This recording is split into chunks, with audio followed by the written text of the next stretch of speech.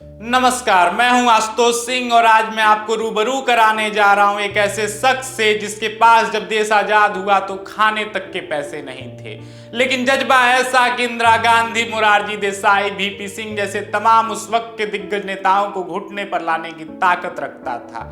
एकमात्र ऐसा नेता जो अपने उसूलों के कारण लगातार मंत्री की कुर्सी ठुकराता रहा और जब बना तो सीधे देश का प्रधानमंत्री।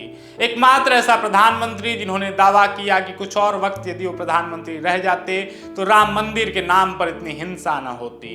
एकमात्र ऐसा प्रधानमंत्री जिसने सार्क सम्मेलन के दौरान उस वक्त के पाकिस्तान के प्रधानमंत्री नवाज शरीफ को कहा कि तुम बहुत बदमाश बन रहे हो। कहा जाता है कि उसके बाद दोनों के बीच कश्मीर के मुद्दे पर चर्चा हुई और इस चर्चा के बाद निष्कर्ष यह निकला कि पाकिस्तान के प्रधानमंत्री ने कहा कि अच्छा यही होगा कि हम और आप दोनों लोग कश्मीर के मुद्दे पर शांति बना लें। एक ऐसा प्रधानमंत्री जिसको लेकर बहुत सारे लोगों ने यह दावा किया कि यदि वो कुछ और वक्त प्रधानमंत्री रह जाता तो भारत के कई सारे महत्वपूर्ण मुद्दे बहुत पहले ही हल हो चुके होते। ऐसा शख्स जिसने कभी किसी पार्टी और किसी नेता की गुलामी नहीं की, जब जिस पार्टी को त्यागने की इच्छा हुई पार्टी को त्याग दिया। मैं बात कर रहा हूं वैचारिक राजनीति के अंतिम स्तंभ, अपने बागी तेवर को लेकर प्रसिद्ध बलिया के बाबू साहेब चंद्रशेखर सिंह की। उन दिनों चंद्रशेखर सिंह और राम मनोहर लोहिया के बीच का किस्सा बेहद ही प्रसिद्ध है। यह बात तब की है जब बलिया में कार्यक्रम के लिए चंद्रशेखर सिंह आचार्य नरेंद्र देव को बुलाना चाहते थे। उस वक्त आचार्य जी इलाहाबाद में ठहरे हुए थे। चंद्रशेखर सुबह सुबह इलाहाबाद पहुंचते हैं और आचार्य जी से मिलते हैं। वहां पर राम मनोहर लोहिया भी मौजूद थे। बीती रात ही आचार्य जी को दमे का दौरा भी पड़ा था, उनकी तबीयत खराब थी। आचार्य कहते हैं, चंद्रशेखर मेरी तबीयत खराब है, मैं नहीं आ पाऊंगा, तुम डॉक्टर लोहिया को साथ ले जाओ। डॉक्टर लोहिया कहते हैं कि उन्हें कलकत्ता जाना है, जिस पर चंद्रशेखर कहते हैं कि आप अगले दिन का कार्यक्रम करके बक्सर से कलकत्ता पहुंच जाएंगे। डॉक्टर लोहिया सवाल पूछते हैं, मैं बलिया से बक्सर कैसे पहुंचूंगा चंद्रशेखर, रास्ता बहुत खराब है। चंद्रशेखर कहते हैं मैं आपके लिए जीप की व्यवस्था कर दूंगा। उस वक्त सारी बातें तय होती हैं। डॉक्टर लोहिया कहे अनुसार बलिया पहुंचते उनका पहला सवाल होता है, चंद्रशेखर मेरी जीप कहाँ है। चंद्रशेखर कहते हैं अभी आपको उसकी आवश्यकता नहीं है, समय पर मिल जाएगी। चंद्रशेखर ने डॉक्टर लोहिया के रुकने की व्यवस्था वहाँ के एक बड़े जमींदार के यहाँ की थी। जहाँ पर पहुँचते ही डॉक्टर लोहिया चंद्रशेखर से पहला सवाल पूछते हैं कि चंद्रशेखर मेरी जीप कहाँ है।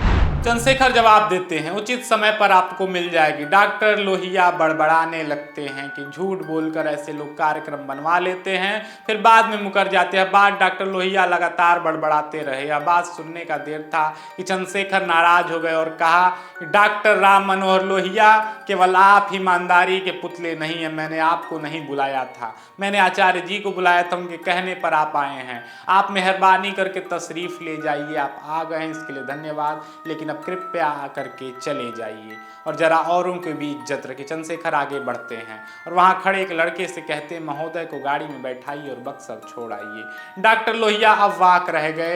यह पहली बार था कि किसी युवा ने एक स्थापित वरिष्ठ और उस वक्त के सबसे बड़े दिग्गज नेता से इस तरीके से बात की थी। डॉक्टर लोहिया समझ गए कि चंद्रशेखर झूठ नहीं बोल रहे थे।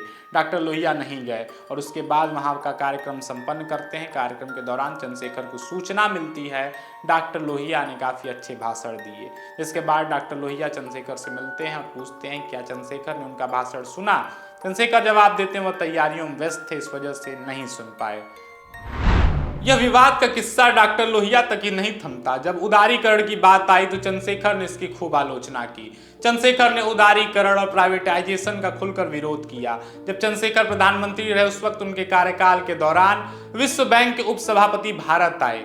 एक के बाद एक चंद्रशेखर को भारतीय अर्थव्यवस्था के ऊपर निर्देश देने लगे। यह बात चंद्रशेखर को पसंद नहीं आई। चंद्रशेखर ने कहा बहुत बोल चुके आप, अब आप लोग शांत हो जाइए, हमें पता है कि हमें क्या कदम उठाना है, हम आपके कहे अनुसार या आपके इशारे पर कोई कार्य नहीं करेंगे। उधर से जवाब आता है यदि वह भारत को दिए जाने वाले सहायता राशि पर रोक लगा देंगे तो चंद्रशेखर क्या करेंगे। चंद्रशेखर अपने उसी बागी अंदाज में जवाब देते हैं कि वह तुरंत ऑल इंडिया रेडियो और दूरदर्शन जाएंगे जाएंगे, जहां देश के नाम एक संदेश में कहेंगे एजेंसियां उनका हाथ मरोड़ना चाहती है, देश की मर्यादा के खिलाफ है। इसके लिए वो फैसला करने जा रहे हैं कि आयात पर पूरी तरह से रोक लगा देनी है, सिर्फ पेट्रोलियम पदार्थ और जीवन रक्षक दवाएं ही अपवाद होंगी। उधर से सवाल आता है क्या आप ऐसा कर सकते हैं? चंद्रशेखर तुरंत जवाब देते हैं, क्यों नहीं कर सकता। आप लोगों को इस देश के बारे में बहुत गलतफहमी है। इस देश की जरूरत, इस देश के बाजार की जरूरत विश्व को है, भारत को किसी देश और बाजार की जरूरत नहीं। ये बात सुनने के बाद विश्व बैंक से आए उपसभापति ढीले पड़ गए, इस कदर घबरा गए कि चंद्रशेखर को सफाई देने लगे। चंद्रशेखर अपनी शुरुआती दिनों से ही अपनी बातों को लेकर पूर्णतः स्पष्ट रहे। कभी ऐसा नहीं हुआ कि चंद्रशेखर के मुंह में कुछ था और सामने कुछ आया। चंद्रशेखर अपने संघर्ष के दिनों में भी कभी किसी नेता, किसी पार्टी के दबाव में नहीं रहे। एक समय की बात है जब इंदिरा जी के यहाँ उस जमाने में बैठकें हुआ करती थी। उस वक्त गुरुपद स्वामी, इंद्र कुमार गुजराल, अशोक मेहता तथा अन्य कुछ नेता वहां रोज बैठा करते थे। इन लोगों ने चंद्रशेखर से वहां चलने की बात की, जिसके बाद इन सभी के अनेकों बार कहने पर चंद्रशेखर इंदिरा से मिलने वहां पहुंचे।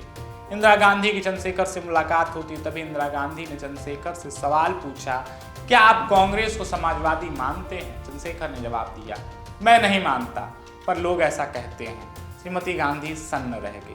उन्होंने पूछा, तो फिर आप कांग्रेस से क्यों जुड़े? चंद्रशेखर, आप सच में जवाब चाहती हैं? श्रीमती गांधी ने कहा, जी हाँ बिल्कुल। चंद्रशेखर ने कहा, उन्होंने 13 साल तक प्रजा सोशलिस्ट पार्टी में अपनी पूरी क्षमता, ईमानदारी से काम किया। उस वक्त पूरी निष्ठा से दल को समाजवाद के रास्ते पर ले जाने की कोशिश की, लेकिन लंबे समय के इस प्रयास के बाद भी उन्हें लगा संगठन ठिठक कर रह गया। इंदिरा ने सवाल पूछा, अब आप क्या करना चाहते हैं? चंद्रशेखर, मैं कांग्रेस को समाजवादी बनाने की कोशिश करूंगा। इंदिरा ने पूछा, यदि नहीं बनी तो? चंद्रशेखर ने तुरंत पलटकर अपने उसी बगावती अंदाज में जवाब दिया, मैं पार्टी को तोड़ दूंगा। इंदिरा अवाक रह गई। ऐसा पहली बार हुआ था इंदिरा गांधी के सामने किसी ने इस तरह से बात की थी। इंदिरा ने कहा, आप इस तरह से मुझसे कैसे बात कर सकते हैं? चंद्रशेखर ने जवाब दिया, इस सवाल आप पूछ रही हैं तो जवाब भी मैं आपको ही दूंगा।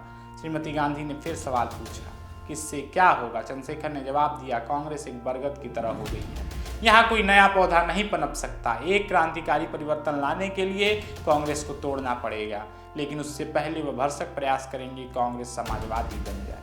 काफी देर तक श्रीमती गांधी चंद्रशेखर को हैरान होकर देखती रही, लेकिन अपने बात को लेकर हमेशा से स्पष्ट रहे चंद्रशेखर को उससे कोई असर नहीं हुआ। और हमेशा चंद्रशेखर आगे जब भी श्रीमती गांधी से मिले तो अपनी बातों को स्पष्ट रूप से कहना ही उचित समझा।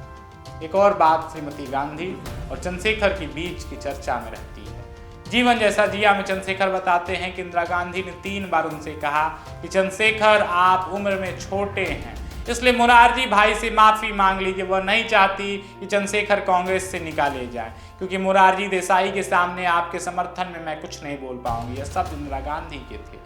चंद्रशेखर ने उस वक्त जवाब दिया कि वह कोई हिंदू रमणी नहीं है कि शादी हो गई तो ताउम्र उसी पति के सहारे जिंदगी काट देंगे। सम्मान के लिए वह राजनीति में आए हैं, और यदि सम्मान नहीं मिलेगा तो पार्टी छोड़ देंगे। चंद्रशेखर सिंह हमेशा से अपनी बातों को लेकर स्पष्ट रहे, कभी किसी पार्टी और किसी नेता के दबाव में नहीं आए, कभी परिणाम की भी चिंता नहीं की और ना ही कभी अपने फैसले कभी किसी दबाव में लिए। जब बात चंद्रशेखर सिंह के प्रधानमंत्री बनने की आई, उस वक्त वीपी सिंह भी दावेदार थे। चंद्रशेखर इस बात को लेकर स्वस्थ थे कि चौधरी देवीलाल उनके साथ है, लेकिन जब इस बात का पता चला कि चौधरी देवीलाल ने वीपी सिंह के नाम का प्रस्ताव रखा है तो वो समझ गए वीपी सिंह प्रधानमंत्री बनेंगे। कहा जाता है इस बार चंद्रशेखर के साथ धोखा हुआ था।